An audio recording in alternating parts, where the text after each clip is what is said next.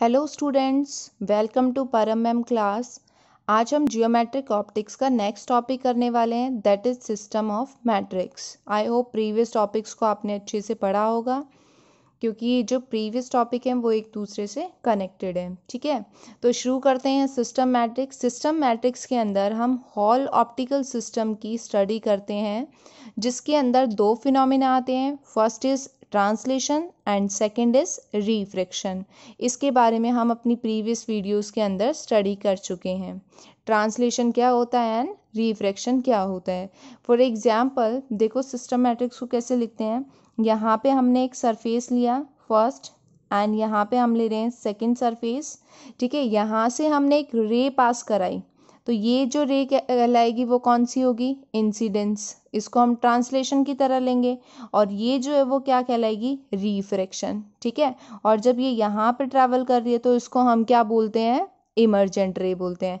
अब हमने paraxial race के अंदर पढ़ा है कि जो रे पास करती हैं उनके कुछ ना कुछ कोऑर्डिनेट्स होते हैं। प्रीवियस वीडियो में हमने पढ़ा था कोऑर्डिनेट ऑफ पैराएक्सियल कैसे निकालते हैं। ठीक है, तो फर्स्ट जो सिस्टम है, कोऑर्डिनेट के लिए हम यूज़ करते हैं लैम्डा और वाई। लैम्डा किसको रिप्रेजेंट करता है? म्यू अल्फा को, और वाई किसको रिप्रेजेंट करता है? हाइट को। तो फर्स्ट सिस्टम के लिए हम यहाँ पे ले रहे हैं lambda 1 and Y 1, and second system के लिए कोऑर्डिनेट हमने क्या लिए? Lambda 2 and Y 2। ये कोऑर्डिनेट यहाँ पे हम कंसीडर कर रहे हैं। अब एक सिस्टम के अंदर एंटर कर रहा है और एक सिस्टम से लीव कर रहा है, तो देखो इस सिस्टम को हम किस तरीके से लिखते हैं। यहाँ पे इसको लिखा जाता है लैम्डा 2 वाई 2 इक्वल्स टू, यहाँ पे हम यूज़ करते हैं b minus a minus D C, और यहाँ पे आपका आएगा लैम्डा 1 वाई 1। इसे हम बोलते हैं आउटपुट मैट्रिक्स, और ये कहलाती है आपकी सिस्टम मैट्रिक्स। ठीक है, एंड इसे हम बोलते हैं इनपुट मैट्रिक्स। तो जो सिस्टम मैट्रिक्स है उसको हम इस फॉर्म के अंदर लिखते हैं, और अगर आप सिस्टम मैट्रिक्स का यहाँ पे डिटर्मिनेंट निकालते हैं तो डिटर्मिनेंट इसका किसके इक्वल आता है? 1 के इक्वल। यहाँ पे हम दोनों नेगेटिव साइन यूज़ करते हैं, तो इसको हम इस तरीके से लिखेंगे B C minus A D equals to क्या होगा? 1। अब ये जो वैल्यू है एलिमेंट्स की सिस्टम मैट्रिक्स में, ये डिपेंड करती है ऑप्टिकल सिस्टम के ऊपर कि यहाँ ऑप्टिकल सिस्टम के अंदर आपने क्या वैल्यू ली है। राइट, अब देखो नेक्स्ट आता है कि सिस्टम मैट्रिक्स को हम किस तरीके से लिखते हैं। ये इम्पॉर्टेंट है, आगे जो हम डेरिवेशन करेंगे वहाँ पे हम इसका ऑर्डर फॉलो करेंगे। ठीक है, देखो यहाँ पे हमने रे ली, इस रे को हमने क्या नाम दे दिया? P Q. तो ये जो रे है वो हमारी क्या कहलाएगी? ट्रांसलेशन।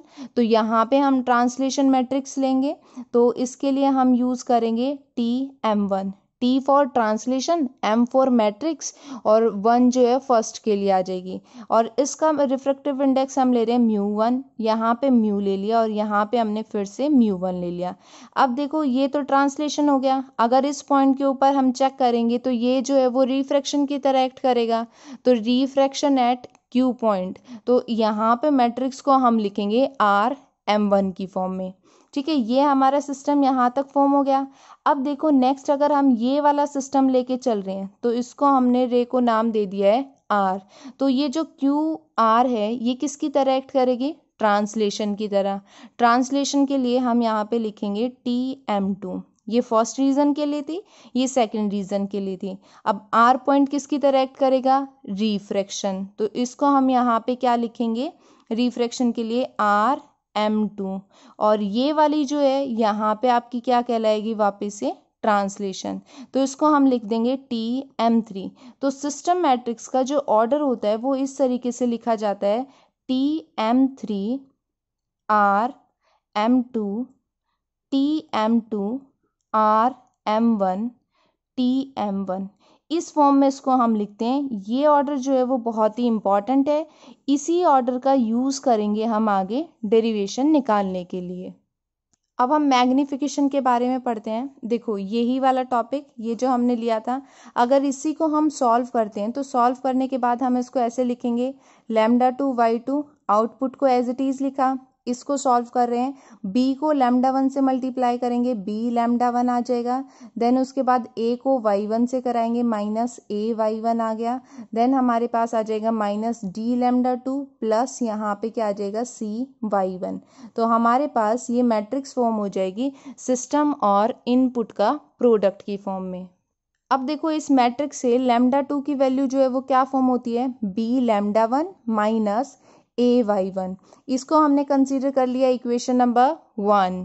नेक्स्ट हम y2 के लिए लिखेंगे तो यहाँ पे वैल्यू क्या फॉर्म होगी, minus d λ2 plus c y1। तो ये इक्वेशन क्या आ गई, सेकेंड।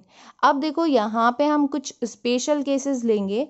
फर्स्ट केस के अंदर हम क्या कंसीडर कर रहे हैं, अगर a की वैल्यू 0 हो जाती है, अगर a की वैल्यू 0 हो जाती है तो ये पूरी टर्म क्या होगी, 0।